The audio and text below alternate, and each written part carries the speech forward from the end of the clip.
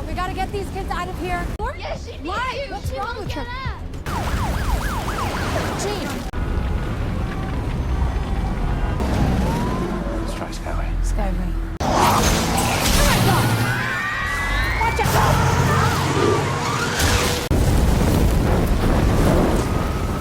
The story was set in Paradise, Northern California, where a school bus driver named Kevin McKay had just finished dropping some students off at their homes. After that, he returned to the bus depot to meet with his boss, a woman named Ruby Bishop, who at that time was busy dealing with many phone calls. It was revealed that McKay was struggling with his own financial problems, which were unpaid bills. So, to fix that problem, McKay asked his boss for more working hours because he needed to increase his income to support his family. However, Ruby couldn't help him at that moment. Moreover, it was also revealed that McKay had been divorced from his wife, who chose to marry another man.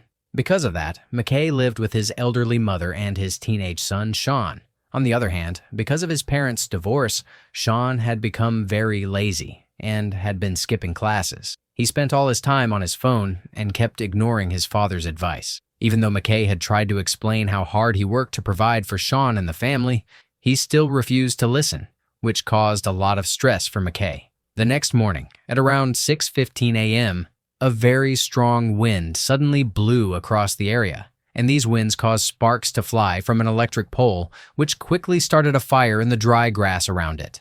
Moreover, to make matters worse, the strong wind made the fire spread around so fast. Fortunately, the fire department spotted the smoke on their surveillance cameras, and the operators immediately contacted the firefighters to rush to the scene to control the fire. On the other hand, McKay was already back at work, and he was picking up children from their homes to take them to school that morning, unaware of the danger starting nearby. Shortly after dropping off the students, McKay was about to return to the bus depot when he suddenly received an urgent call from his mother, who told him that his son, Sean, was suffering from a fever and was vomiting. However, before he could deal with the family emergency, his boss, Ruby, suddenly called him again and insisted that he return to the base immediately because a mechanic was waiting to perform maintenance on his bus. Because of this, he had no other choice but to stay patient, especially because he had to wait in a long line just to fill his gas tank. On the other hand, his mother continued to call and ask him what to do. Since she was elderly and felt overwhelmed, she asked him to come home as soon as possible. Soon after, McKay received another call from Ruby, asking him to immediately return to the depot for maintenance. Faced with the urgent situation, McKay tried to manage both situations by telling his mother to wait just a little longer, while he stopped at a pharmacy to buy fever medicine for Sean. However, while he was at the pharmacy, his ex-wife suddenly called and began scolding him, accusing him of being a bad father because it turned out that Sean had complained to her about his being sick while his father was away at work instead of taking care of him. She immediately blamed McKay for not paying enough attention to their son and even threatened to take full custody of the boy if he did not go home to treat him right away. Meanwhile, the situation in the forest was becoming much worse, and when the firefighters arrived at the scene shortly after, they were shocked to see how quickly the flames had devoured the trees around the place.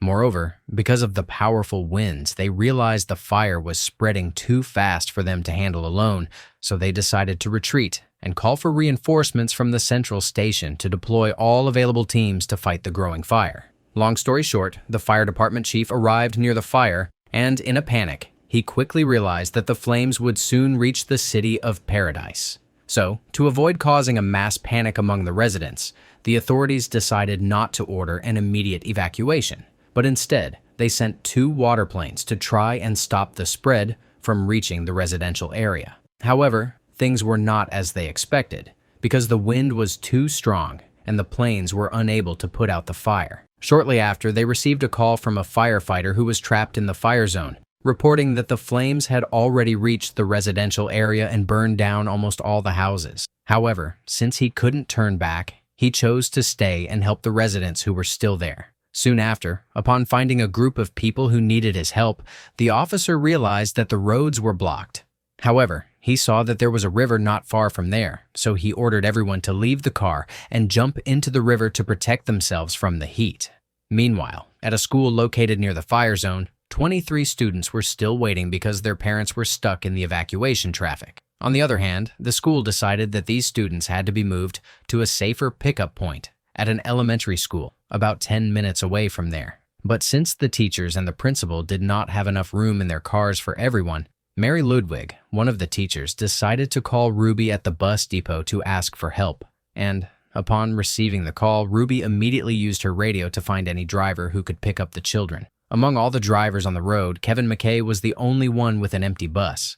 So he was forced to make a very difficult choice between going home to give his sick son the medicine he just bought or saving the 23 students at the school. It was an exceptionally hard decision to make because his ex-wife continued to pressure him over the phone, saying that he was irresponsible and threatening to take Sean away to live with her and her new husband. However, despite the pressure from his family, McKay knew the students needed his help more, so he chose to pick up the students so they could be reunited with their parents.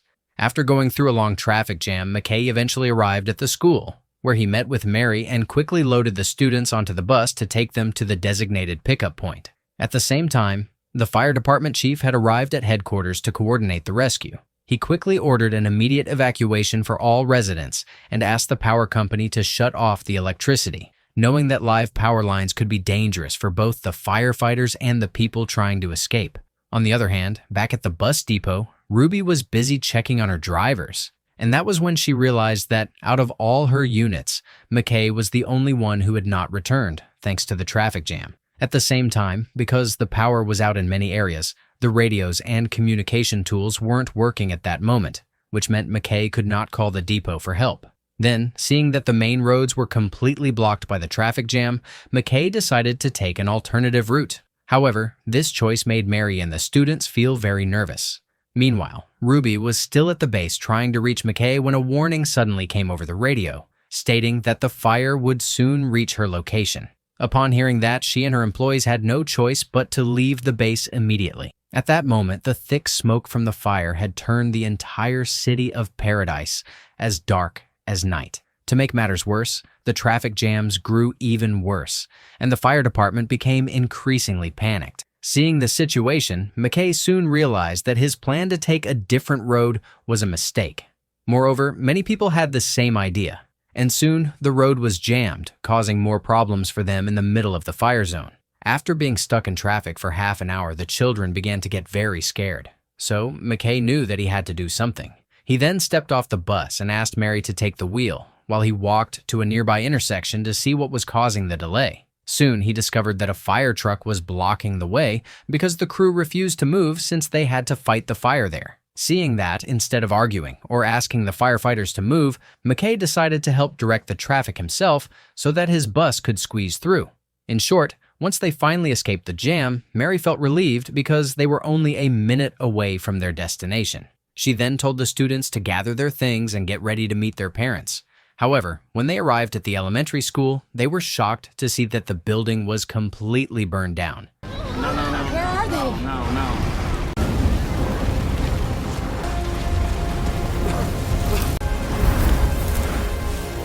And there were no parents waiting there because everyone had already been ordered to move to a different evacuation site. Meanwhile, at the fire department headquarters, the situation was getting worse. It was revealed that around 30,000 people were still trapped in the city. Moreover, the chief also received a report that some power lines were still active, so he called the power company and demanded that they shut off all power immediately to protect the people on the ground. On the other hand, back on the bus, McKay and Mary realized it was impossible to stay where they were or turn back into the heavy traffic. Knowing that, Mary quickly checked her map and found an alternative route through the forest and hillsides. They initially worried that this might not work since it was a narrow path, but it was the only way to escape the danger zone, so they had no other choice.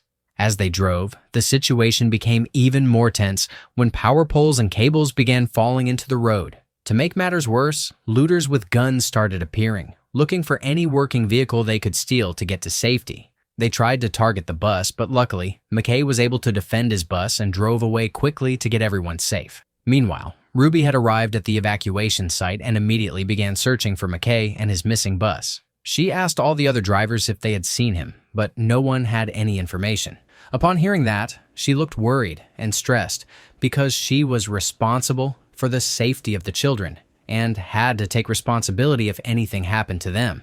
Back on the bus, the situation was getting much worse as the fire grew larger.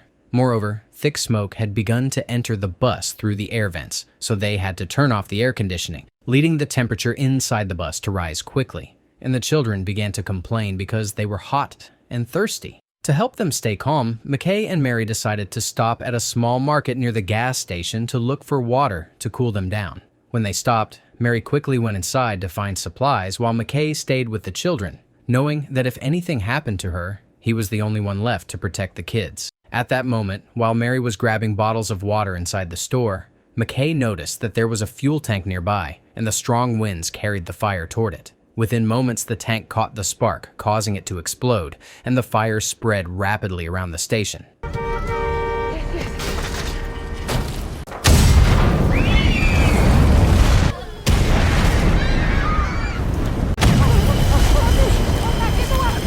Fortunately, McKay stayed calm and managed to find a way to drive the bus out of the flames just as Mary jumped back on board. After leaving the gas station, they had to drive along a very narrow hillside road, where the path was so dangerous that even a small mistake would have caused the bus to fall. Along the way, they met residents walking in the opposite direction who warned them that the road ahead was blocked by fire. Upon hearing that, McKay also warned them that the road behind was just as bad. So, with no other choices left, everyone decided to keep moving toward. After the residents left, McKay felt unsure about the path ahead, so he got off the bus to check the conditions for himself. In that moment, he finally realized that the residents were right because all the roads and the entire surrounding area were already engulfed by fire. There seemed to be no way out, and for a moment it felt like they could only wait and hope for the best. When McKay returned to the bus and explained the situation, Mary suggested that they should perhaps leave the bus and walk back with the residents they had just met. However, McKay disagreed because he believed that those people would not survive for long out in the open and thought that their only chance to save themselves was to stay inside the bus and try to endure the heat. Then, instead of just waiting for the fire to reach them, McKay came up with a plan to help everyone breathe inside the smoke. He took off his clothes and cut it into small pieces. After that, he soaked the pieces in water so the children could use them as filters to block the thick smoke. Not long after, the children began to scream as the fire reached the bushes right next to the bus, so McKay and Mary quickly grabbed the fire extinguisher and stepped outside to fight back the flames. In that very moment, McKay watched in shock as the trees began to fall all around them because the fire was devouring everything in its path. Go, go, go, go!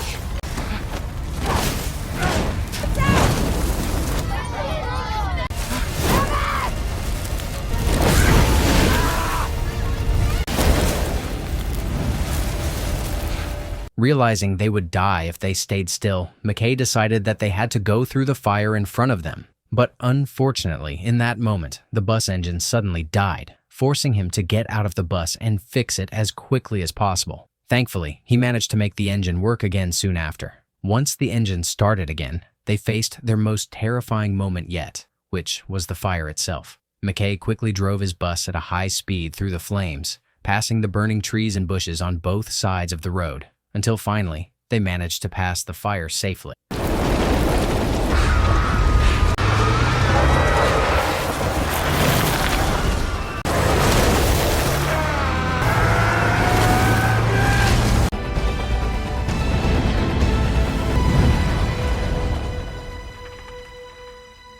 Meanwhile, back at the evacuation site, the parents were waiting anxiously for any news about their children. Thankfully, they finally saw McKay and the bus arrive with Mary and their children safely, even though the vehicle was battered and everyone was exhausted. After safely dropping off all the children, McKay stepped off the bus and met Ruby, who looked very proud of him and was grateful for his heroic efforts. Before long, once his job was done, McKay began to anxiously search for his own mother and son among the survivors, since he had not heard from them during the fire. Then, after searching for a while, he eventually found his mother, who had been saved by a kind neighbor who helped her evacuate just in time. However, he had to face the sad reality that his son, Sean, had chosen to go and live with his mother instead of staying with his father. Shortly after the fire died down, McKay visited his old home one last time and saw that the house was completely burned to the ground, destroying every single memory of when Sean was a young boy. Although his son had grown into a rebellious teenager, McKay still loved him deeply because he was his own flesh and blood. He was clearly devastated knowing that he might never be able to see his son again. But in a surprising turn of events, Sean suddenly showed up with his mother because he had changed his mind and felt sorry for leaving his father. On the other hand, McKay's ex-wife was also sorry for him, so in the end, she decided to let their son stay and be close to his father. At the end of the film, it was reported that approximately 13,500 houses were destroyed and 85 people lost their lives in the fire. Investigators eventually concluded that the local power company was responsible for the blaze. The company admitted their guilt and was ordered by the court to pay a very large fine for the damage they caused to the community. We are trapped where the fire grows between